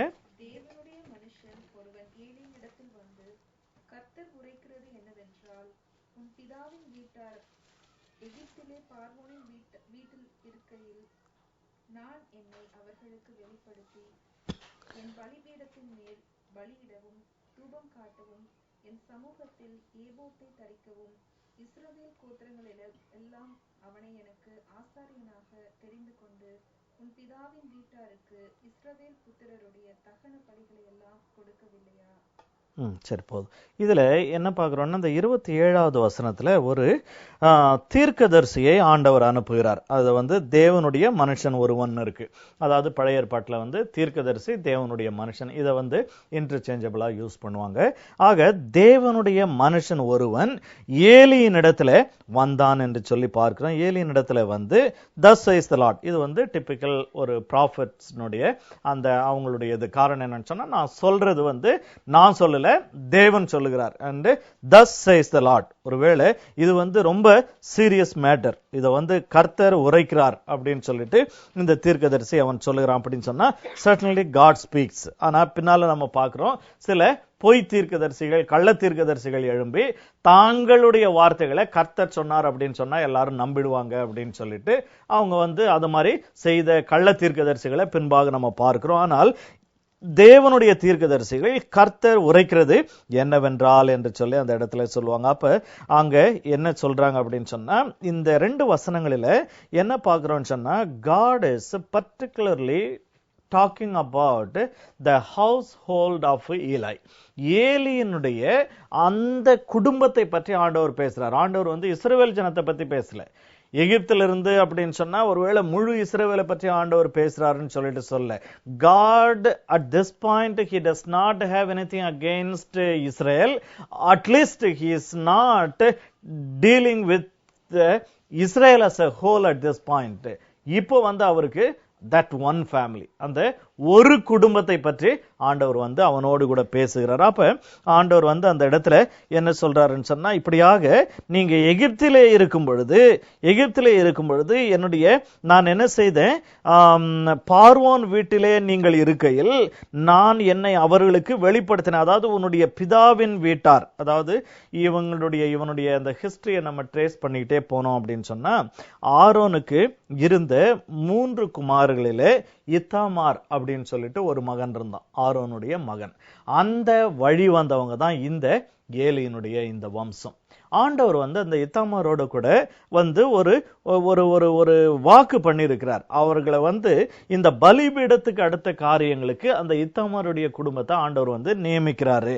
அதை நம்ம அதாவது எக்ஸடஸ் யாத்ராகமம் 28:1 யாராவது ஒருத்தர் வாசிங்க. 28:1. ஆசாரிய ஊழியம் செய்யும்படிக்கு நீ ஆரோனையும் அவனோட கூட அவன் குமாரனாகிய நாதாப், அபியூ, எலியாசார், இத்தாமார் என்னும் ஆரோனின் குமாரரையும் இஸ்ரவேல் புத்திரரிலிருந்து பிரித்து உன்னிடத்தில் சேர்த்துக் கொள்வாயாக. இந்த இடத்துல அப்ப இந்த இத்தாமார் வழி வந்தவன் தான் இந்த இந்த இந்த ஏலியினுடைய பிள்ளைகள். அது மட்டும் இல்ல, சரி, அது அடுத்தது இப்ப நம்ம படிக்க வேணாம், ஜஸ்ட் ரெஃபரன்ஸ். ஆக இதுல என்ன பார்க்கிறோம்னு சொன்னா, இந்த சீனாய் மலையில இங்க மோசே, ஆரோன் இவங்கெல்லாம் இருக்கும் பொழுது மோசேயின் இடத்துல ஆண்டவர் பேசுறாரு, உன்னுடைய சகோதரனாகிய ஆரோனுடைய பிள்ளைகளாகிய இன்னார் இன்னார் இன்னார் இந்த இத்தாமாரையும் நீ என்ன செய்ய, உன் பக்கமாக சேர்த்து அவர்களை இந்த ஆசாரிய பட்டத்துக்கு என்ன செய்யணும், அவர்கள் செய்யணும். ஏன்னு சொன்னா, அதாவது லேவியனுடைய பிள்ளைகள் நிறைய பேர் இருந்தாங்க. ஆக்சுவலா சாமுவேல் ஆரோனுடைய வழி வந்தவன் கிடையாது, லேவியனுடைய வழி வந்தவன். ஆனா ஆரோனுடைய வழி வந்தவன் இல்ல, ஆரோனுடைய வழி வந்தவங்க தான் என்ன செய்யணும், ஆசாரிய பட்டத்துக்கு வரணும். இந்த இடத்துல ஆண்டவர் அதை மாத்துறாரு. ஏன்னா அந்த ஆரோனின் வழி வந்தவங்கள்ல பல மகன்கள்ல இப்ப இந்த இத்தாமாருடைய குடும்பம் தான் கொஞ்சமாவது ஆலயத்தை சுத்தி ஏதோ ஒரு ஊழியத்தை செய்துட்டு வராங்க.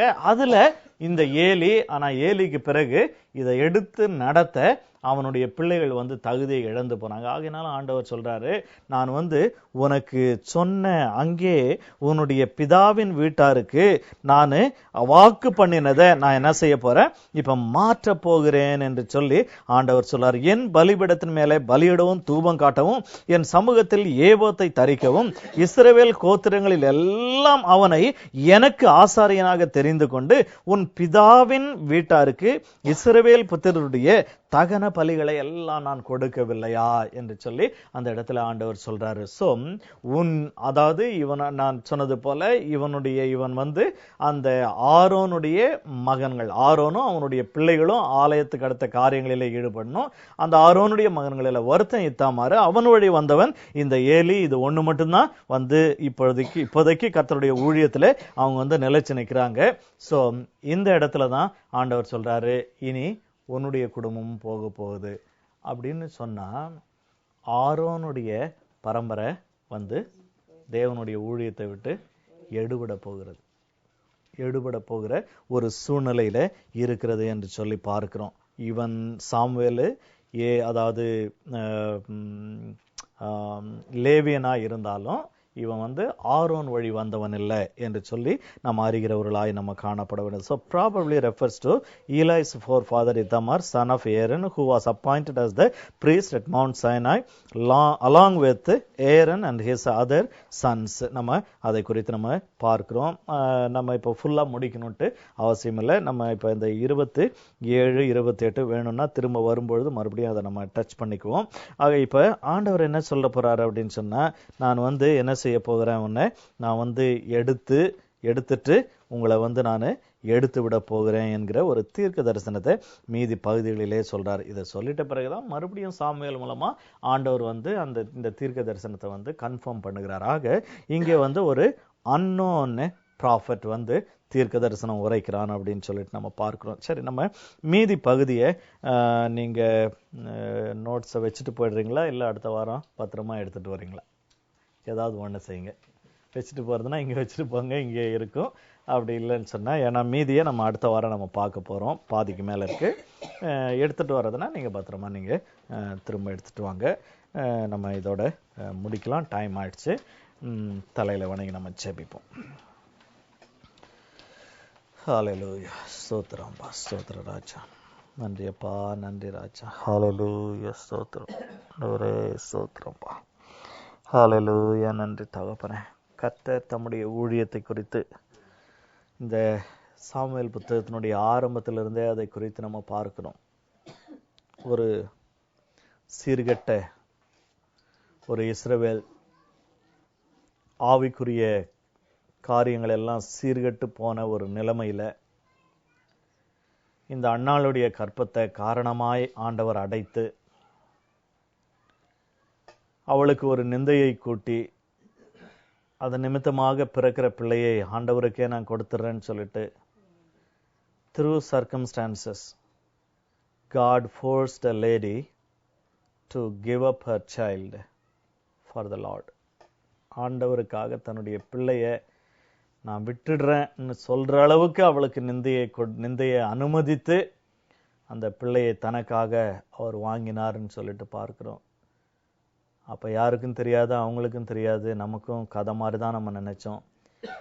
ஆனால் இந்த ஆரோன் வழி வந்த இந்த ஏலியனுடைய குடும்பத்தை ஆண்டவர் விலக்கி விட்டு இந்த சாதாரண ஒரு எளிய லேவியனாகிய இந்த சாமுவேலை அந்த இடத்துல கொண்டு வந்து அந்த இஸ்ரவேலினுடைய ஆவிக்குரிய நிலைமையை முன்னேற்ற வேண்டும் என்பது தேவனுடைய வேலை, தேவனுடைய நோக்கம். அதை ஆண்டவர் செய்து கொண்டிருக்கிறதை காண்கிறோம். அடுத்த வாரத்தில் வரும்பொழுது நம்ம அதனுடைய அந்த தீர்க்க தரிசனத்தினுடைய காரியங்களை இன்னும் அதிகமாய் பார்ப்போம்.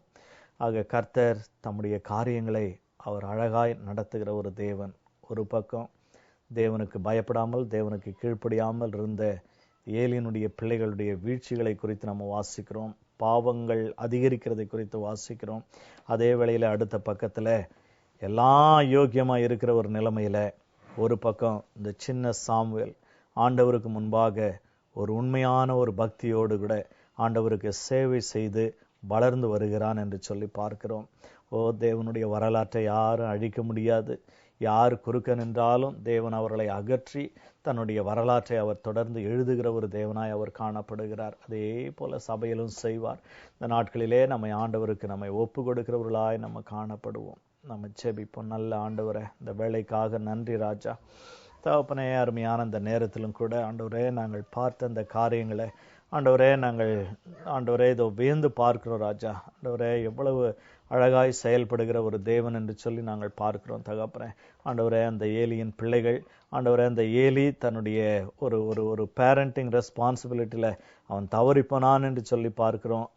எங்களுடைய வாழ்க்கையில ஆண்டவரே அந்த பிள்ளை வளர்க்கிற காரியங்களில இதோ தேவரே நாங்கள் எல்லா கவனத்தோடு நாங்கள் பயப்பட வேண்டிய அவசியம் இல்லை. கர்த்தருடைய ஒத்தாசையை கொண்டு தேவ பலத்தை கொண்டு நாங்கள் எங்கள் பிள்ளைங்களை இந்த தேசத்துல ரொம்பவே அழகா நாங்கள் கர்த்தருக்காக வளர்க்க முடியும். அதுல ஒரு சந்தேகமும் கிடையாது. கர்த்தர் எங்களோடு கூட இருந்து தேவ ஞானம் எங்களை நடத்தும் பொழுது எங்களுடைய பிள்ளைகளை ஆண்டவரே இதோ கர்த்தாவே நாங்கள் வளர்க்கலாம். ஆண்டவரே, ஒரே காலகட்டத்தில் ஆண்டவரே ஏலி தன்னுடைய பிள்ளைகளை வளர்த்தான். ஒரே காலகட்டத்தில் அங்கே எல்கானா ஆண்டவரே இதோ கர்த்தாவே அன்னாள் தன்னுடைய பிள்ளைகளை வளர்த்தாங்க. 2 விதமான பிள்ளைகள் ஆண்டவரே இதோ கர்த்தாவே ஒரே ஆலயத்தில் அவங்க வளர்ந்தாங்க. ஆனால் ஒன்று துன்மார்க்கத்திலும் இன்னொரு பிள்ளை இதோ கர்த்தாவே தேவ காரியங்களிலும் வளர்ந்து பெருகிறது என்று சொல்லி நாங்கள் பார்க்கிறோம். ஆகையினால எங்களுடைய பிள்ளைகள் சாமுவேலை போல ஆண்டவரே இதோ கர்த்தாவே உமக்கு முன்பாக ஆவிக்குரிய காரியத்தில் வளர்ந்து பெருகத்தக்கதாக இதோ தேவரீர் எங்களுடைய பிள்ளைகளுக்கு அந்த கிருபையை நீங்க ஊற்றுங்க. நாங்களும் எல்கானாவை போல அண்ணாவளை போல இதோ கர்த்தாவே அந்த அந்த அந்த பிள்ளைக்காக நாங்கள் ஜெபிக்க, அந்த 3 வயதுல ஆண்டவரை தொழுது கொள்ள அந்த பிள்ளைக்கு ஏற்கனவே கற்றுக் கொடுத்து வச்சுட்டு இருந்தாங்க. அதுபோல நாங்களும் எங்களுடைய பிள்ளைகளை கர்த்தருடைய காரியங்களிலே அதிகமாய் வளர்க்க கர்த்தர் எங்களுக்கு உதவி செய்யுங்க ராஜா. நாங்களும் எங்களுடைய வாழ்க்கையை குறித்து நாங்கள் கவனமாக இருக்க உதவி செய்யுங்க. ஆசீர்வாதத்தோடு அனுப்புங்க. ஆண்டவரே, துதிகான மகிமை உமக்கே செலுத்துகிறோம். மீட்பர் இயேசு கிறிஸ்து மூலம் ஜெபிக்கிற எங்கள் ஜீவனுள்ள நல்ல பிதாவே. ஆமென், ஆமென். Praise the Lord.